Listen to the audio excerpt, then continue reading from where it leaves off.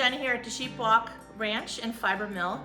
Sorry for my get up, but you know, I just know that I'm coming into another day of just humidity and everything. I want to discuss in this fiber gathering the client. So we have two clients.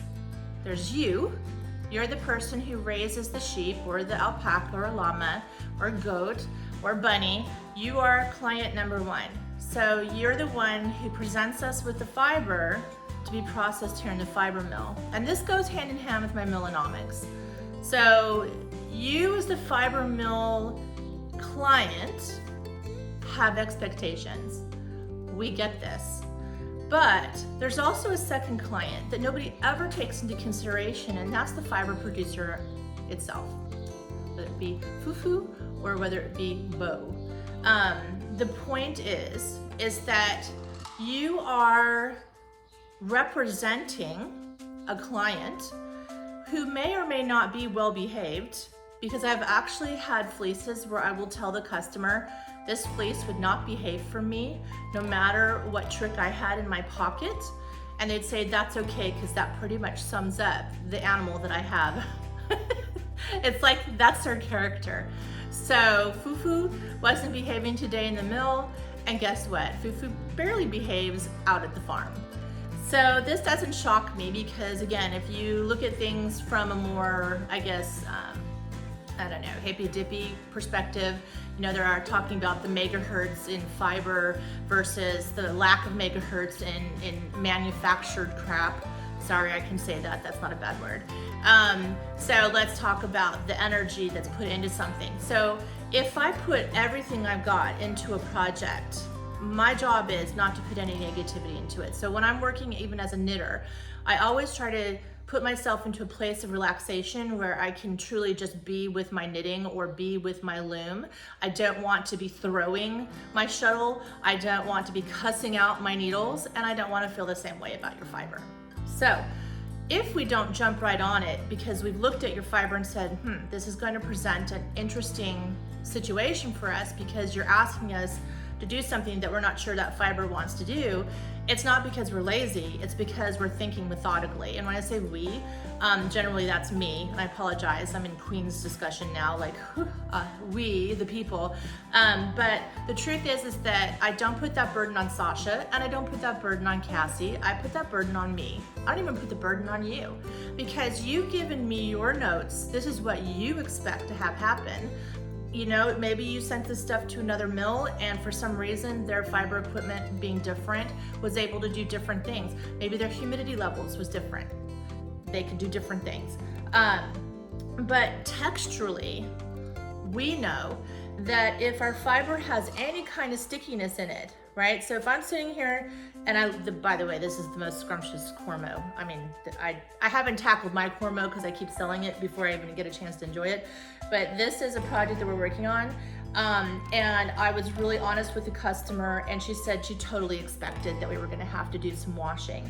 Not everything she sent us had to be washed, which was awesome for her, which meant that she actually went that extra mile and it worked. But sometimes you just get fleeces that are so dense that you almost have to sit there and pull them apart. So I guess I need to get closer so that you can understand. I don't know if you can hear the crinkle on the microphone, but it's just so dense with fiber, which means when we go to make the end product, you know that you're gonna get a lot of it. It's just gorgeous. I mean, this is gorgeous. So then I have another project, which is again, close to my heart. And I have to say, when I got it last year, I thought it was gonna be just yarn. I did not realize that it was gonna be an end product. And so once I finally got on the phone with the customer and we walked through it and I could explain what I was experiencing, and then we went, oh wait, you want what? Oh, okay, hold on a second. So I reached out to some of the people I know, because I knew that running a fiber mill, you're not gonna have enough time. But sitting here picking away at the burrs, I can feel them right in there. I try to get through them. But this is Surrey with a hint of Wakaya now in it. Thanks to Kristen, I was able to get some matching red mahogany, and I knew I was on a time crunch because the customer was starting to get really upset with me. And it's hard to explain that sometimes you've got to set a project aside in order to find that right chemistry and to figure out what that storyline's gonna be. And I can't believe I did this. I walked all the way over here and I left the yarn. So I'm gonna walk away and I apologize, but I'm not stopping this video. Oh wait, I am gonna stop this video because I have magic powers. Watch this. Boop. Hey, magic powers back. Okay, so this is what I'm talking about. So if I were to just rush through the project to please client number one, then I would actually be insulting client number two, which is the fiber producer.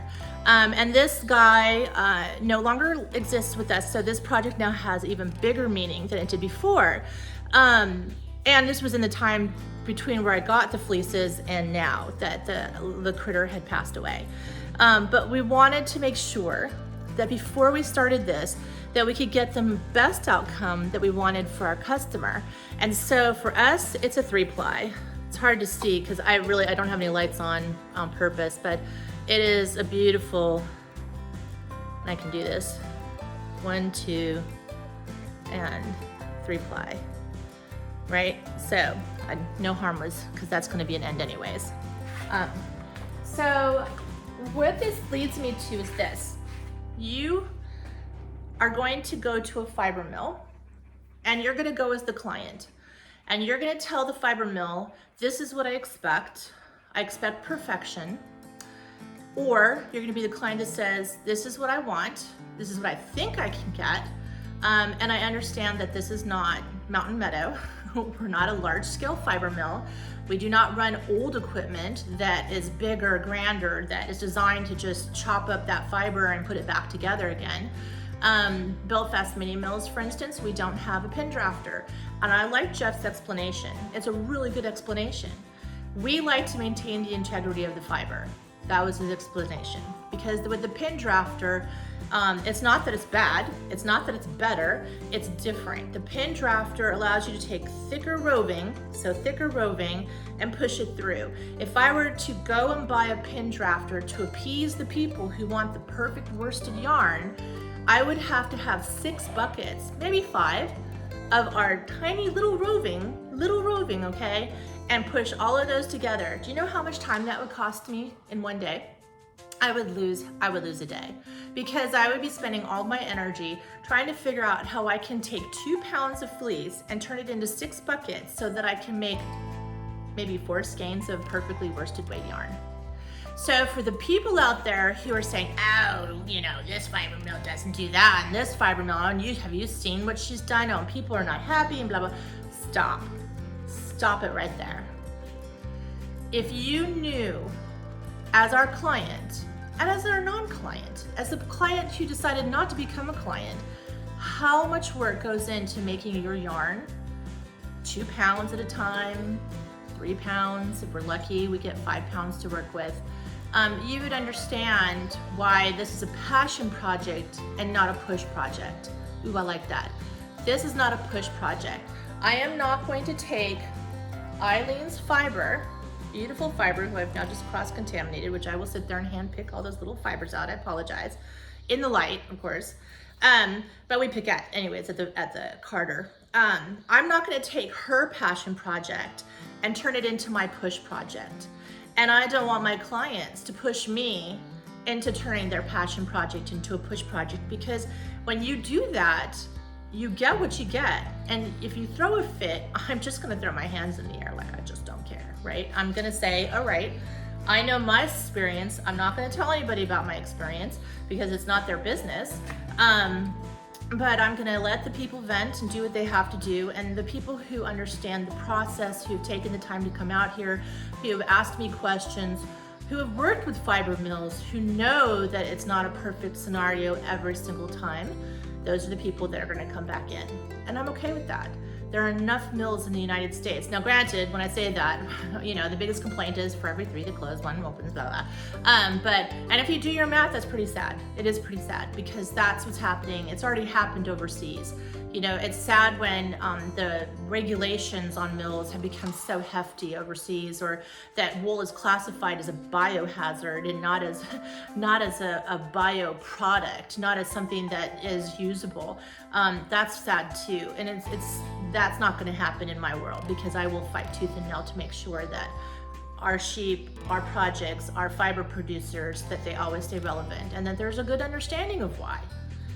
So in a nutshell, I'm not gonna bloviate because I hate to talk too much about stuff.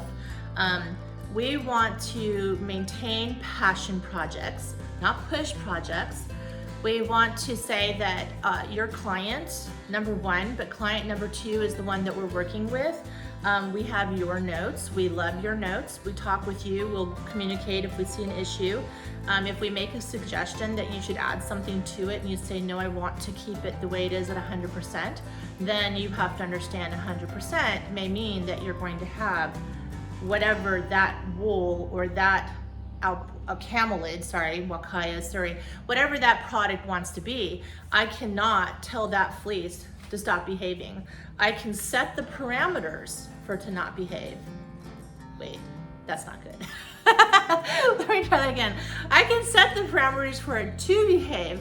I make adjustments all the time. I will have one setting that works the first time, and maybe it works the second time, and then the third time I'll get a fleece, same breed, same everything, but I may have to go run it through the draw frame a third time, or I may have to run it as a single or instead of as double. You know, there's all these different rules that I have to follow, but we make notes, and once we catch it on that first project, we're able to do it. Now, if this happens at the end of your project, let's say we've got all of our numbers set, it's been rock and roll all the way through to the finale, and that final 2 to 3 pounds says, I'm not gonna behave.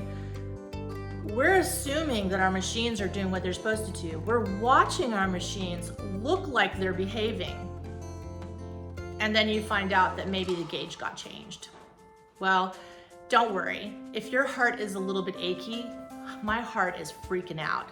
I'm broken because I have spent hours and hours and hours. I sit there and I study, and then when I get to that solution and we got it, everything set, and everything goes smoothly all the way up to the final, 2 to 3 pounds, that's where it becomes painful, because it shouldn't have to be like that. But it happens, because guess what?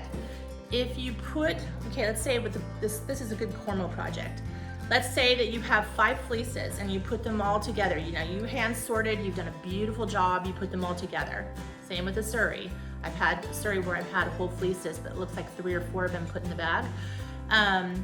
And you've picked and you've sorted, and I've picked and I've sorted, and everything's washed and sparkly and fantastic. The problem is, do you remember which was the leg? Do you remember which was the belly? You got the belly away, right? You got probably the short bits away. Do you remember where those locks were? I mean, did you actually like separate leg wool from the top, from the neck, or did you put it all into one bag? Well, guess what? Just like with human hair, fibers get coarser from top down. And it's not uncommon, especially in the heritage breeds, for instance, or crossed breeds even, where you have at least 3 different outcomes. So there's the root has a micron to a certain point, then you have a micron in the middle, and then you have a micron at the tip. And if it's a dual coat, it's not a fair fight. You know that you're gonna have numbers off the chart. So, but you have those 3 numbers, and they said that's actually pretty normal even for the 100%, the purebred. You're still gonna see a variation, and what they do is they average out that variation, and that's what they're gonna tell you is this is pretty much where you're at. So if you're somewhere between 22 to 24 micron count, which is usually like brown sheep yarns, I love that they give me that 22 to 24 window, because then I know that I can still describe it as a fine medium, because that's like, okay, you're right there. You're between a fine medium, and I'm gonna get a beautiful fine medium outcome. So having that slight variation in your reading is fantastic, because it gives some forgiveness for the parts that might be a little bit higher. And I think that we need to end this I don't know, this idea that only perfect is acceptable. I think that's what's happened in our commercial industry, is that we want perfection. It's put a lot of pressure on wool production because perfection doesn't exist. And if you look at the average breed types, even in the UK, they're not fine. They're not perfect. My favorite breeds are the medium to long wools, or as my friend Bloned would say, strong wools. I love the strong wool. I like a wool that if I added something fine to it, can become finer than it is, and it can be sweater or next to skin wearable. And I like it where if I don't add anything to it, it can be what it's supposed to be. Or let's say I add some Surrey alpaca to it, and now I've got something that's sturdy enough that it's not just for rugs, not just for, you know, core spun, not just for the rough and tumble. Now it's silky, and I can do other things with it.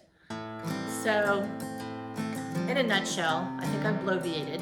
I've hit the 10-minute mark here, at least on this video, so I know I'm at least 15 minutes in. But you know, it's YouTube and you gotta have something to talk about.